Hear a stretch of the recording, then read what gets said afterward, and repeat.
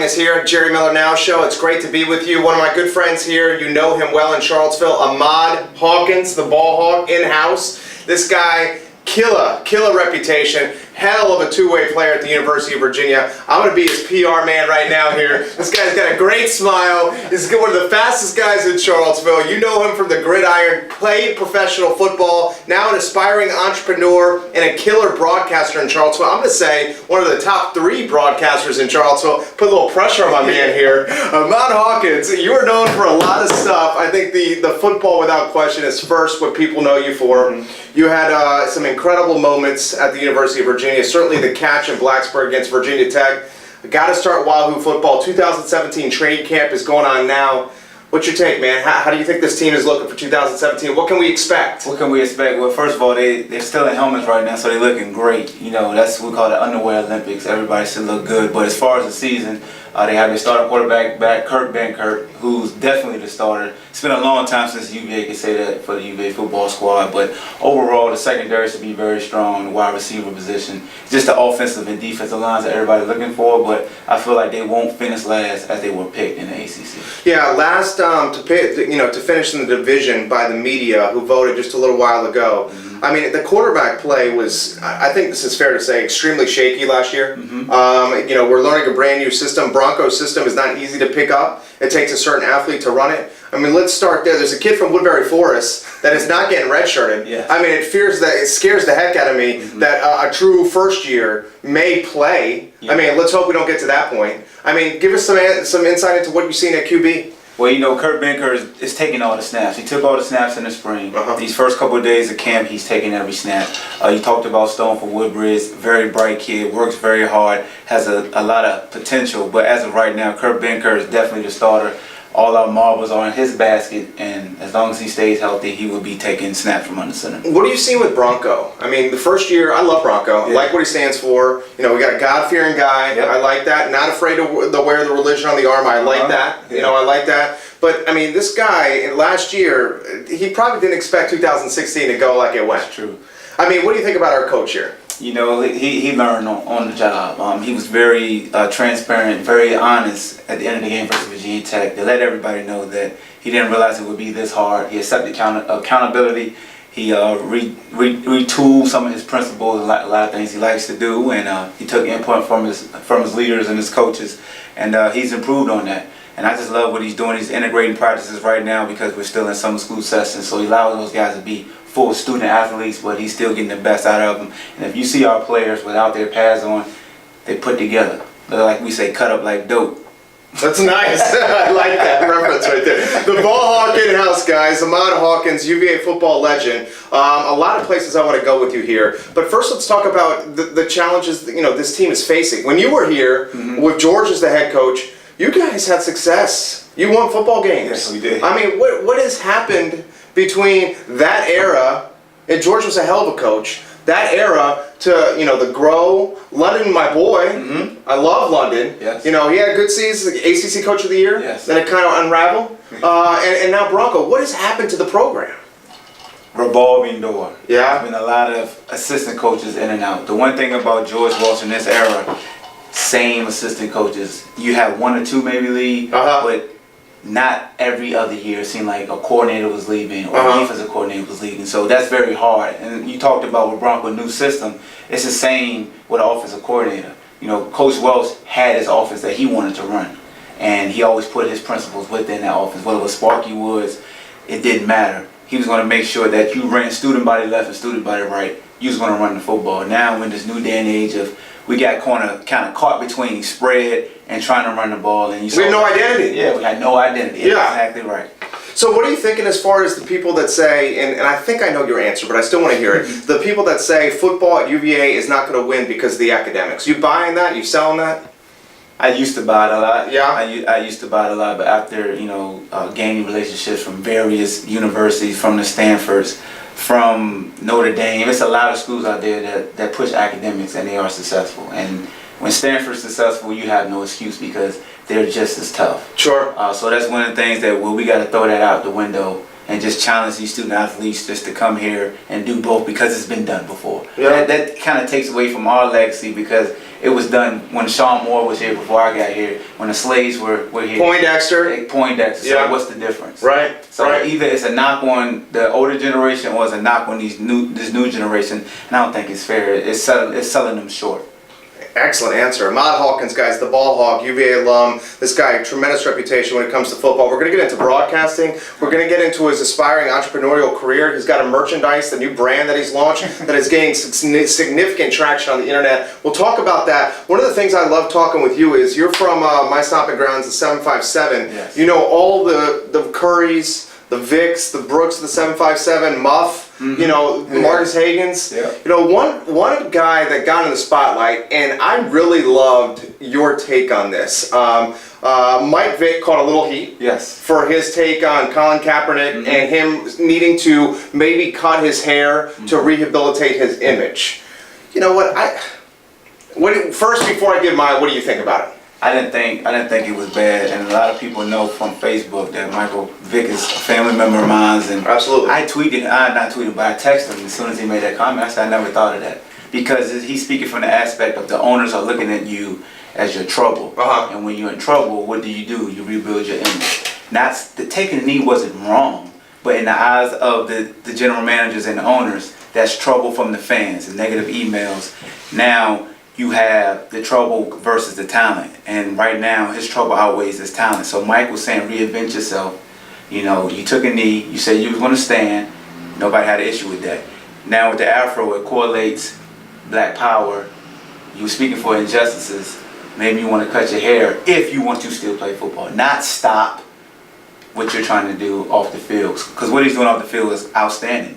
By all means, don't stop that. Right. But we're just saying image, because when you're in trouble, you usually reinvent your image. I think that's an incredible answer, better than I could say here. And let's be honest, you know, the football platform is what is making Colin Kaepernick and his mission relevant. Yes. If he does not have the football platform, then he is not going to be seen or heard by as many people. Because he's a quarterback in the National Football League, people pay attention. And to piggyback on your point, anytime you're going to a job, whether it's this company, any other company, there may be uniform, there may be the New York Yankees, you can't wear a beard. Exactly. You can't have a beard when you're playing for the Pinstripes. Yeah. Whether you're going to work for a company that has a uniform or a dress code, some of that may be tied to haircut, to facial hair. So really, I don't think what Michael Vick was saying was wrong at all. I mean, he was just being straightforward and honest. Yeah, and in this political world, being politically correct, and I told Mike about this, when you're on any type of platform and you're speaking as far as being the media head, you have to be clear and concise in your point of view. And they didn't allow him, Jason Willard didn't allow him to wrap elaborate. Yes. Yeah. You know, we both know, you taught me, you always wrap up and give me a follow-up question to get a better understanding of where I was coming from. Right. He wasn't allowed that opportunity because, in all honesty, Jason Willard loves to poke fun at Colin Kaepernick. He got that ammunition, he ran with it. But Mike learned. I just didn't like the derogatory comments of calling him that king C word, and that really rubbed me the wrong way because he wasn't saying Colin Kaepernick was wrong in the stand. It was just, hey, if you want to play in this establishment called the NFL, this might help. It's no guarantee.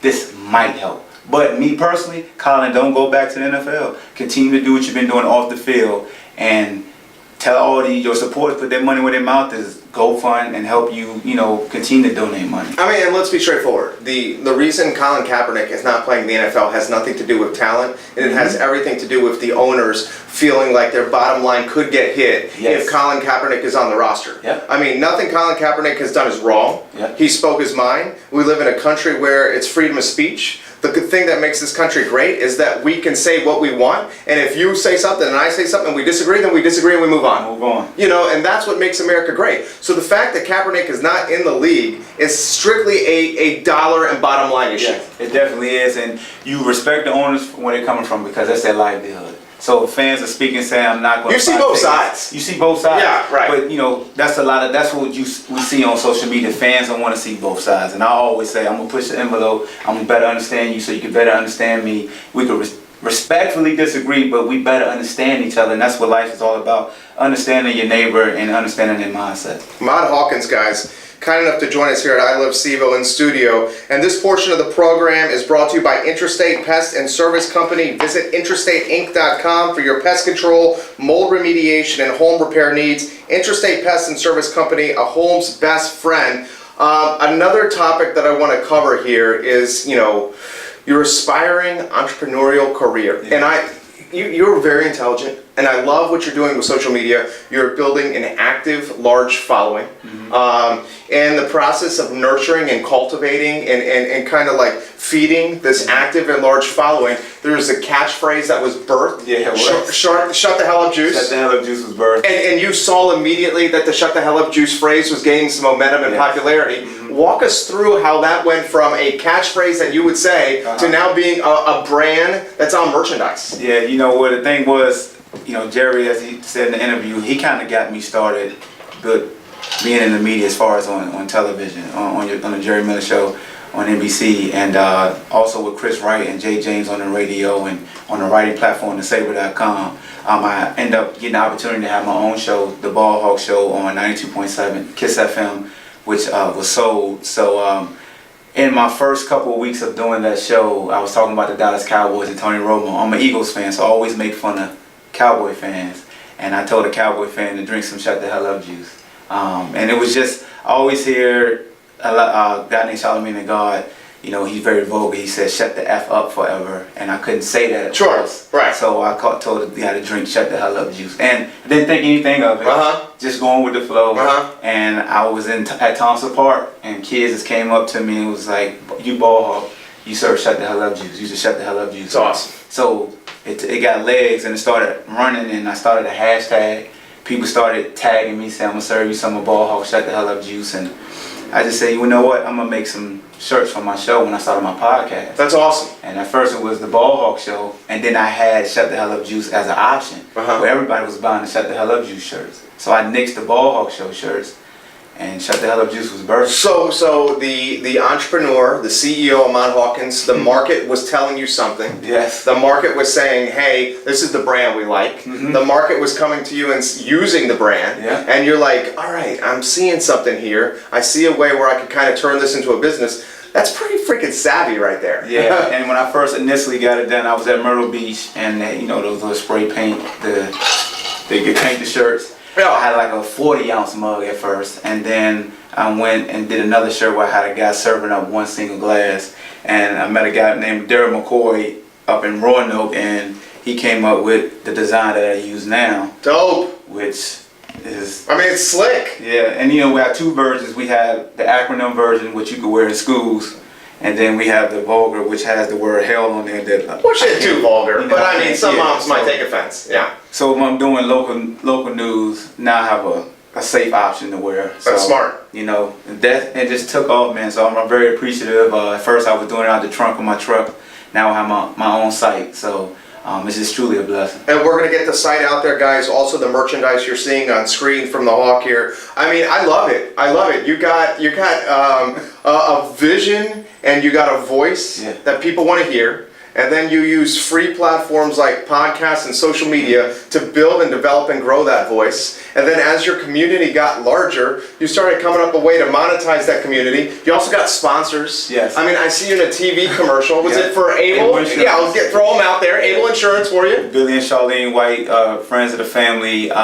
He was my first sponsor. He actually purchased my first bulk of shirts for me. Get out. And produced. And he's always been a sponsor. It's just pro bono type stuff.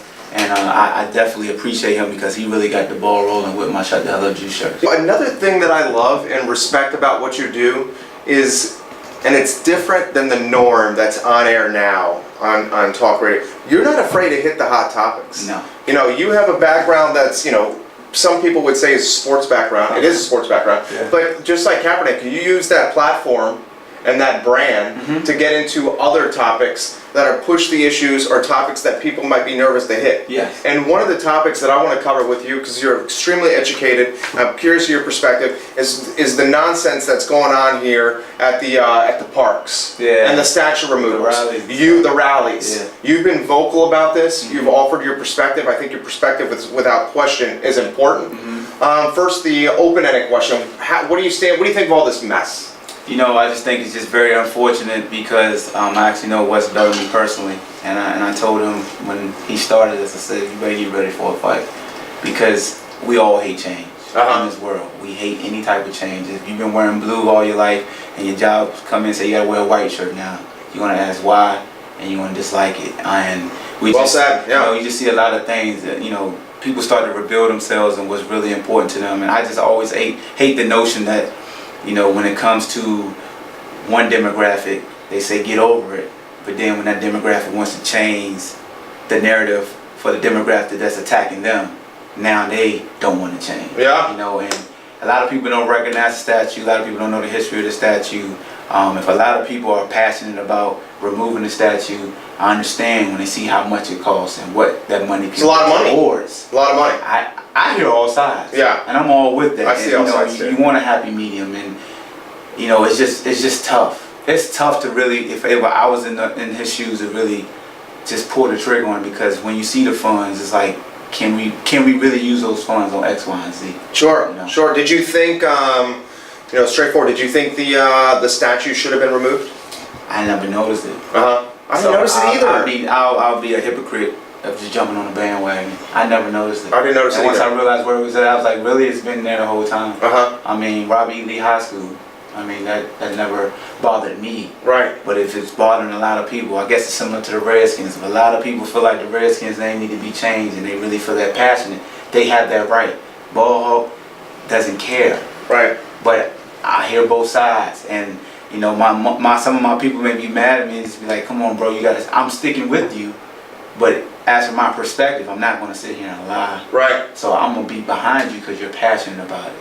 But I'm not going to just stick my neck out and be a hypocrite like I've been thinking this the whole time. And here's the thing: does the removing the statues is not going to change the history? No.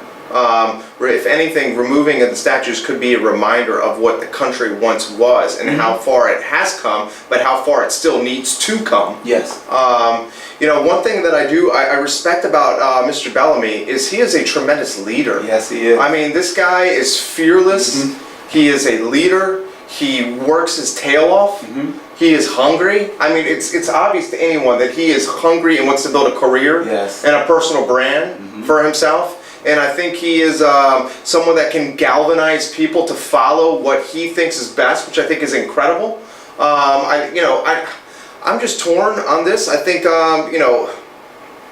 this is what I hate to see. Because I love Charlottesville so much. I freaking love Charlottesville. And why is there a line in the sand? I mean, it doesn't have to be like one side and the other. It can be like straddling the line. Yeah. I mean, it's like you said. I'll take it back to sports because that's our expertise and what people want. Like, I always try to keep me in my box and say stick to sports. Fab Five, they took down their banners. Did we forget about Fab Five? Heck no. So if we take down the statue, to the people that's opposed to the statue being removed, are you going to forget Robbie E. Lee? Absolutely not. Great analogy. So it's just one of those things that in sports we go through it a lot. Banners get removed all the time. They banish what happened because of a violation. Reggie Bush, he's still the Heisman Trophy winner, even though he doesn't have the trophy anymore. Totally.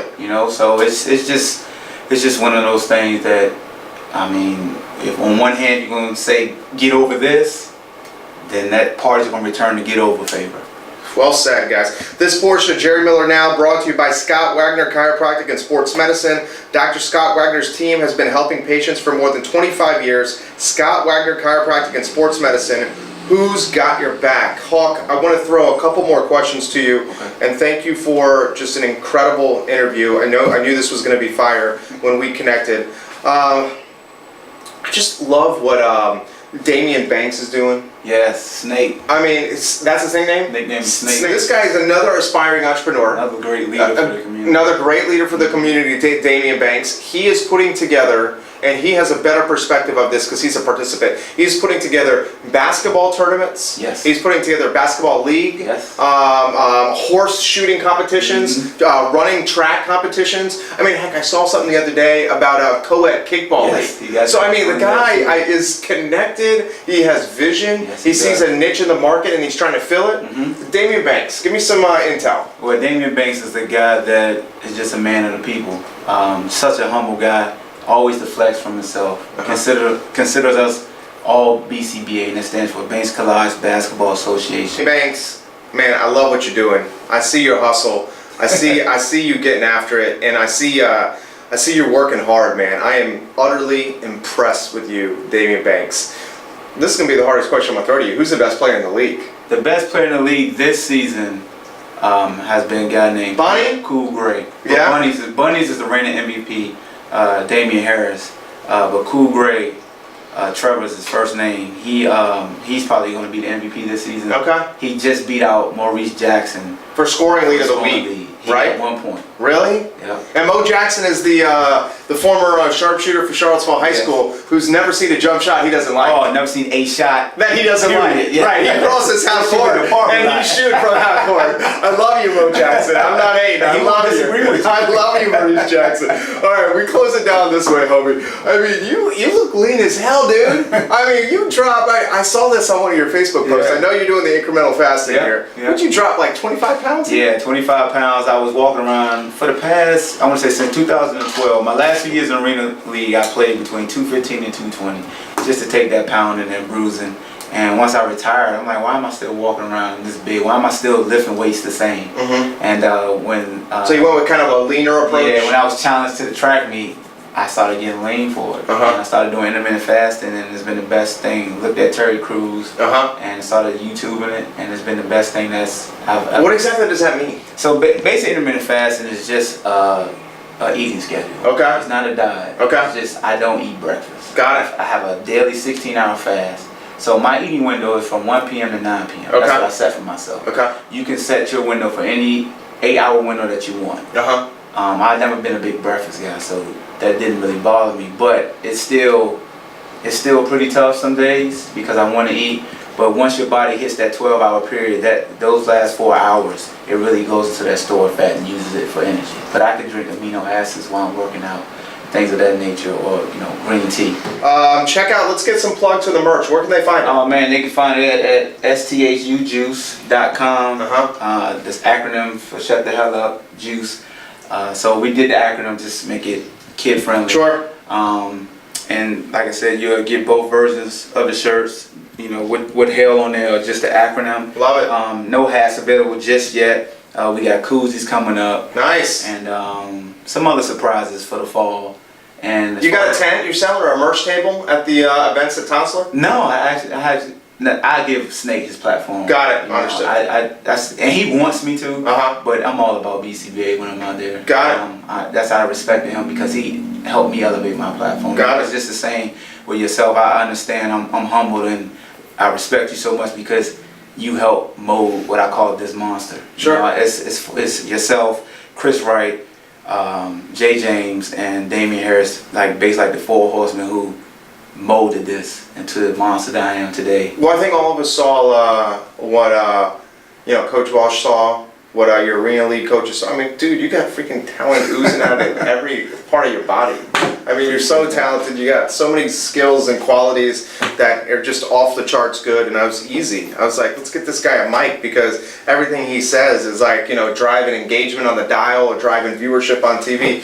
And I want to thank you because I feel like you made us look good coming on. I'm truly grateful for you. Hey man, and you can find the shows on YouTube. The Jerry Miller shows. So I uploaded a bunch of those. Would you hold the camera up to the TV? No, you know what? They got a converter so when you can take I burned it from a VHS to a DVD, then I burned it onto my... People do not realize the amount of work we have to put in, even to turn what you're watching around right now. I'm talking hours, people. Hours of what you're watching right now of work to be put in, and it's multiple team people that are doing it. JW behind the camera, thank you for doing this. Thank you. Thank you, brother. And one more thing, I forgot another important person. Sure. Tanisha R. Thompson from 92.7 that gave me my own show and helped me realize, like you said, how much work it took to go into a show. Because I never realized I had to write a script. Till my first 4 days, I almost got fired until I wrote a script and I was myself. Right. That's the one thing I can say about anybody aspiring to get into this business, especially in front of a mic, in front of a camera. Make them love you for who you are instead of hating you for something you're not. Totally, so well said. Be yourself. Be yourself. I mean, and a lot of the talking heads are just trying to, I think Jason Whitlock kind of falls into this. He's just trying to say provocative statements that drive clicks and web traffic and stuff that I don't even think he necessarily even believes in, but he's just saying it to piss people off. Yeah, and it'll be hard for me because I do shout him out a lot on my podcast because I respect him. I mean, he's talented. Yes, Yeah. he's talented at doing that. Yeah. I couldn't live myself walking the streets doing that. And we talked about it off air before. It's just one of the things where I can't compromise my true character just for the dollar bill. And that's the toughest thing. And, you know, with him, maybe that's his true character, maybe not. But even Skip Bayless, they say some off the wall things that they're so great at it, they're in demand. And being on YouTube, I realize sometimes that clickbait, you get more views, but that's really not you. Totally. Ahmad Hawkins, guys. We'll have him back here in studio. I'm grateful for you joining us. Check out the other episodes that we're producing here. Thanks to the sponsors for keeping us on air here. Thank you, homie. Thank you, brother. Appreciate you, man. All right. That's a wrap.